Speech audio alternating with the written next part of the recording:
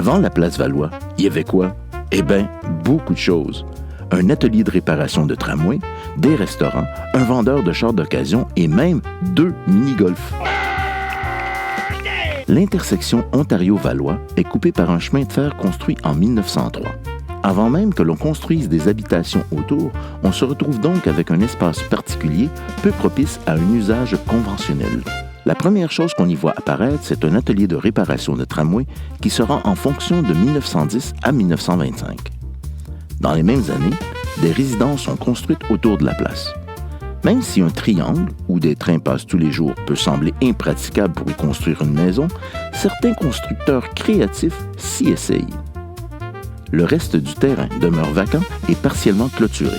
Tout ça change en 1957 lorsqu'un restaurant commence à occuper le sud du terrain.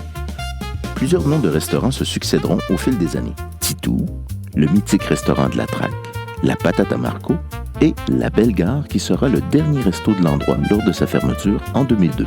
Une partie du lot est occupée par un concessionnaire de voitures usagées à partir des années 50, puis un terrain de mini-golf, le Snack and Pot, prendra sa place de 71 à 88.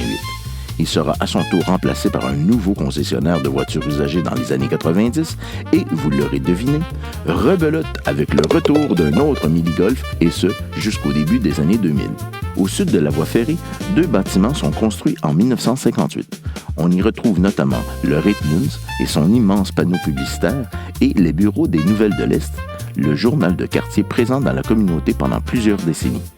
Ces bâtiments sont détruits au début des années 2000 dans le cadre de la construction de ce qui est aujourd'hui la place Valois. Elle est inaugurée en 2006, puis agrandie dans sa configuration actuelle en 2023 afin de mieux servir sa vocation sociale et culturelle dans Hochelaga. Vous voulez agrandir vos connaissances sur Mercier, Hochelaga et Maisonneuve? Eh bien, abonnez-vous, suivez-nous.